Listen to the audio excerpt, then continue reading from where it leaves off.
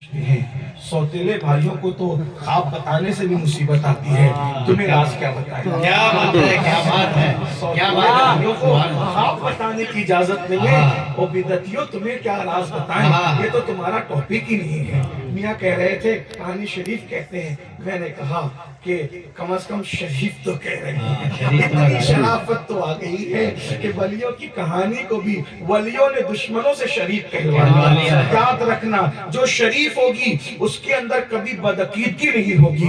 जब शरीफ कहकर कह दिया है, इसका मतलब तुम खुद जो है उसी तरह है जैसे दुश्मनों ने रसूलुल्लाह को कहा कि हम मोहम्मद कहते हैं, तौहीन भी करते हैं। तो मोहम्मद का माना तो खुद होता है जो तारीफ किया गया, तो तारीफ के अल्फाज कह के तौहीन कैसे कर सकते हैं? तो यही जब शरीफ कह दिया तब बदअकीदगी कहाँ रही? इसलिए कि जहाँ बदअकीदगी होती है वहाँ शरीफ नहीं कहा जाता। कभी किसी ने नाबिल को भी नाबिल शरीफ कहा है, नाबिल शरीफ नहीं कहा जाता, कुरान शरीफ कहा जाता है ना। किसी ने गजल शरीफ नहीं कहा, गजल शरीफ नहीं कहा जाता, नात शरीफ कहा जाता है। अब समझ में आया, यही अल्लाह वालों की करामत है कि दुश्मनों से भी अपनी तारीफ इस अंदाज से करवा लेते हैं। बदमज़हब बोलता है मगर समझता नहीं। नाम लेके कहते थे कि बोलता है मगर समझता नहीं। लेकिन आइए, क्योंकि तो मैंने कहा तुम क्या जानते, असल में साबिर पाक में जो दुल्हन है आज तक उसका रौगा है, लेकिन लोग समझते नहीं कि जलाया। असल में क्या है, साबिर पाक ने आग से नहीं जलाया। आग से जलाते तो मुजरिम होते, कोई जलाए। मैंने फिर कहा ना, शरीयत तो फिर शरीयत। साबिर पाक ने आग से जलाया। हाँ, आग से जलाने वाला मुजरिम है, आग से जलाने वाला मुजरिम नहीं है। एक बात। दूसरी बात, आग से दुनियावी आग होती है और आग से दुनियावी आग नहीं निकलती बल्कि इश्क की आग होती है। साबिर पाक ने सोचा 12 साल तक मैं भूखे रहकर जिस मंजिल पे पहुंचा हूं इश्क की, इसको एक लम्हे में पहुंचा। ये तो एहसान था साबिर पाक। मैंने जितनी मेहनतें मुशक्कतें उठा करके खुद को पूरा मिटा करके जो है वो जिस इश्क की मंजिल पे पहुंचा हूं, इसलिए कि सच्चा शोहर वही है कि मैं जहां वहां मेरी बीवी। ये बेवफाई नहीं है, ये वफादारी है। और हमसे बड़ा वफादार कौन होगा? लोग एक को छोड़ करके इधर उधर फिरते रहते हैं, किस किस आइलैंड पे जाकर अय्याशियां करते हैं। हमारा अंदाज तो ये है कि जब तक बीवी जिंदा रहती है उसके रुखसार के तिल पर, हमारी वफा ये है, जब तक बीवी जिंदा रहती है उसके रुखसार के तिल पर बुखारा और समरकंद जैसे शहर बनाते हैं, और मर जाती है तो ताजमहल जैसी इमारतें बनाते हैं। जिंदा हो तो भी मोहब्बतों का ये आलम है, और मर जाए तो भी मोहब्बतों का ये आलम है। तो साबिर पाक, जब हमारी मोहब्बतों का ये आलम है, हम गरीब होकर कुछ कर सके न कर सके, शायर होकर एक गजल तो जरूर पेश कर सकते हैं। अल्लाह अकबर। हमारे मोहब्बतों का आलम, मेरे आका फरमाते हैं तुम में सबसे बेहतर वो है जो अपनी बीवी के साथ सबसे अच्छा सलूक करता है। और फरमाया मैं तुम सब में बेहतर हूँ क्योंकि मैं तुम सबसे ज्यादा अपनी बीवियों के साथ अच्छा सलूक करता हूँ। कितना अच्छा सलूक करते थे हुजूर।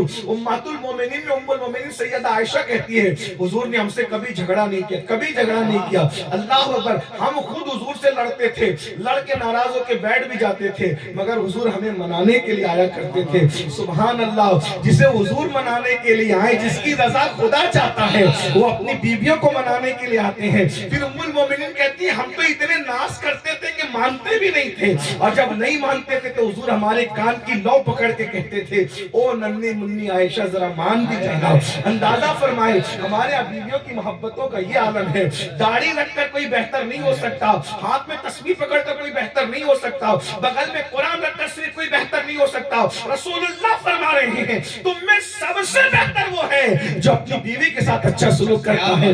लड़ना बीवी से नबी की सुन्नत नहीं है, बीवी को मनाने के लिए आना नबी की सुन्नत है। हुजूर अलैहिस्सलाम की बीवी फरमाती है आयशा पाक कहती है पूरी जिंदगी हुजूर ने हमें कभी डांटा तक नहीं। डांटना तो दूर की बात, कभी ये भी नहीं कहा ये काम तुमने क्यों किया और ये काम तुमने क्यों नहीं। इतना भी सवाल में लाकर अपनी बीवियों से। साबिर पाक तो नबी का बेटा है ना। तो क्या क्या फिक्र थी, जहां मैं वहां मेरी बीवी। इसलिए कि साबिर पाक जो है इश्क के सिदरा पे थे। साबिर पाक इश्क के सिदरा पे थे और बीवी जमीन पर खड़ी थी इश्क की। तो साबिर पाक ने कहा क्यों ना आंख में आंख डालकर وہاں بلا لیا جائے، جہاں ہم ہیں، آنکھ میں آنکھ ڈال کر وہاں بلا لیا جائے جہاں ہم ہیں۔ شاید قابل پاک کی بات مذاق ہے، اوکے، وہ ادھر سے گرم نہیں ہوگا تو ادھر گرم نہیں ہوگا، آستانے کی چادریں زمین پہ میں اوپر یہ نہیں ہو سکتا۔ تو صابر پاک نے سوچا جہاں عشق کی منزل پہ میں ہوں وہاں، اور سوچا ایک نظر ڈال کے عشق ڈال دیا، اور انہوں نے عشق کی آگ ڈال دی۔ لیکن ظاہر سی بات ہے، دیکھیے آگ کا احساس طاقت کی بنیاد پہ ہوتا ہے۔ جی جو چٹکا سگریٹ کا آپ کو ہمیں لگے گا ہم برداشت کر لیں گے، لیکن وہی چٹکا آپ 2 سال کے بچے کو لگائے وہ چلا چلا کے روئے گا، وہی آگ ہے، لیکن طاقت وہاں کم ہے، طاقت یہاں زیادہ ہے۔ تو آگ وہی ہے لیکن یہاں محسوس نہیں ہو رہی ہے کیونکہ طاقت ہے، اور وہاں محسوس ہو رہی ہے کیونکہ طاقت نہیں ہے۔ اتنی بات سمجھ آئی؟ ملانے کے لیے کہ صرف سمجھانے کے لیے۔ تو چونکہ یہ عشق کے سدرا پہ کھڑے تھے، اب وہی انڈیلنا چاہ رہے تھے عشق کی زمین پہ کھڑی ہوئی بیوی پر عشق کی آگ۔ تو چونکہ طاقت یہاں اتنی تھی دل کے اندر کہ وہ عشق کا کوہ طور جو ہے وہ لے کر کے دل میں بیٹھے ہوئے تھے، اب وہی وہاں ڈالا تو برداشت نہ ہوا اور عشق کی آگ سے وہ جل گئی۔ ہنگامہ کس بات کا ہے؟ اگر آگ سے جلاتے تو مجرم ہوتے، جس نے عشق کی آگ لگائی وہ برداشت تو نہ کر سکی، لیکن عشق تو وہ قبر میں لے کر کے گئی جو اور قلندروں کو بھی نصیب نہیں ہوئی۔